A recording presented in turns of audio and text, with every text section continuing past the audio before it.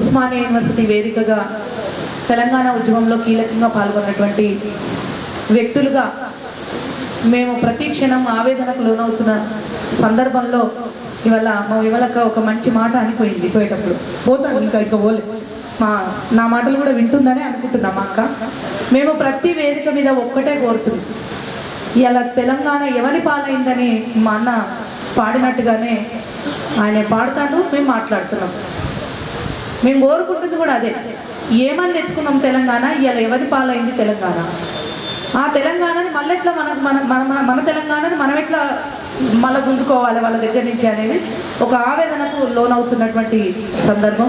ఈ సందర్భంలో మాకు అందరం కలిసి పనిచేద్దామని అన్నది నిజంగా మాకు ఒక ఆశావాహకంగా కనిపిస్తూ ఉన్నది.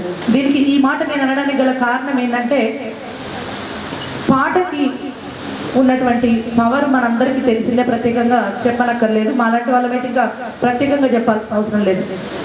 మాలాంటి విద్యార్థులు కావచ్చు, పెద్దలు కావచ్చు, ఇంకా మాలాంటి విద్యార్థులకు విద్య నేర్పించినటువంటి మాలాంటి మా గురువులు కొందరరామ్ సార్ గారు కావచ్చు, పురుషోత్తం సార్ కావచ్చు, ఇలాంటి పెద్దలు, ఇందాక వెళ్ళినటువంటి శ్రీనివాస్ సార్ లాంటి వాళ్ళు కావచ్చు, మేధావులు, పెద్దలు అందరూ కలిసి మాట్లాడింది ఒక ఎత్తు అయితే ఒక్క పాట ఒక ఎత్తు అనేటువంటిది మాత్రం వాస్తవం. ఇది వాస్తవం. తెలంగాణ సంస్కృతిని, చరిత్రను, తెలంగాణ అస్తిత్వాన్ని ఇలా ప్రపంచం తిరిగి చూసేలా చేసింది అంటే, తెలంగాణకు ఒక ప్రత్యేక స్థానం ఏర్పడ్డది అంటే, తెలంగాణకి ఒక చైతన్యాన్ని నేర్పించింది అదంటే, ఒక తెలంగాణ చైతన్యాన్ని ఐక్యం చేసిందంటే, కళని సాకారం చేసి తెలంగాణ ప్రత్యేక రాష్ట్రాన్ని సాధించుకుందంటే ఆ ఘనత మొట్టమొదటిగా పాటకే దక్కుతుంది. అటువంటి పాట దొరగడిలో సాంస్కృతిక వేదికన సాంస్కృతిక సారథి, అదే పేరుంది కదా, ఆ సాంస్కృతిక సారథి పేరు మీద దొరగడిల బందీ అయిపోయిందని మేము చాలాసార్లు వేదన పడుతున్నటువంటి సందర్భంలో మేము అనుకున్నాం, ఇలా ఎందుకు ఇంత దుస్థితి తెలంగాణకు దాపురించింది అని అనుకుంటున్న సందర్భంలో ఆ దొరగడిలను బద్దలు కొట్టుకొని బయటకు వచ్చినటువంటి ఏపూరు సోమన్న గురించి మేము చాలా సందర్భాల్లో ప్రత్యేకంగా మాట్లాడుకోవడం కూడా జరుగుతూ ఉన్నది. కొన్ని ప్రభుత్వాలను కూల్చినటువంటి ఘనత పాటలకున్నది. ఇలా కేసీఆర్ దుర్మార్గాలను, కేసీఆర్ గడిలను కూల్చడం కాదన్న కూకటి వేళ్లతో కూడా పెకిలించడానికి సోమన్న పాటే నాంది కావాలని చెప్పేసి మేము ఈ యొక్క వేదిక ముఖంగా తెలియజేస్తా ఉన్నాము.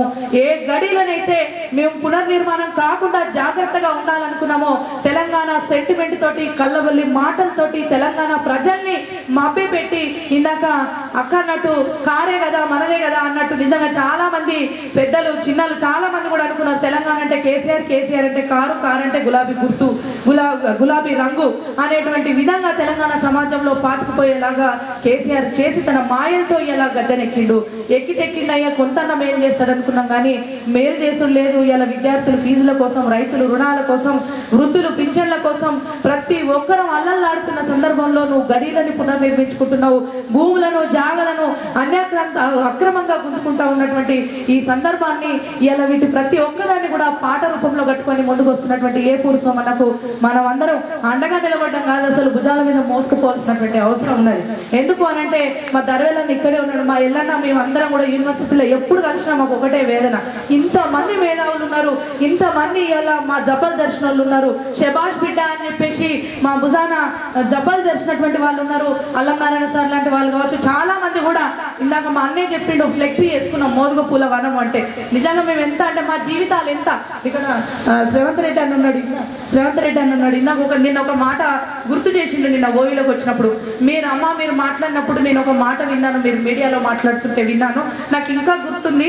ఇంత పెద్ద ఉద్యమంలో మా జీవితాలు చిన్నగా అనిపిస్తున్నాయి, మా జీవితం గొప్పదా, ఈ ఉద్యమం గొప్పదా అని చెప్పేసి ఆలోచించినాం కాబట్టి మా జీవితాలను పనంగా పెట్టి ఉద్యమంలోకి వచ్చినాం అని చెప్పేసి మీరు మాట్లాడిన మాట నాకు ఇంకా గుర్తుందమ్మా అని చెప్పేసి అన్న అంటుంటే మాకు అనిపించింది, అట్లా మమ్మల్ని భుజానికి ఎత్తుకున్న వాళ్ళు, అట్లా మా జబ్బలు తెరిచినటువంటి వాళ్ళు, కొంతమంది దొరగాడిలో బందీ అయినటువంటి వాళ్ళు, వాళ్ళకు వత్తాసు పలుకుతున్నటువంటి వాళ్ళు ఉన్నారు.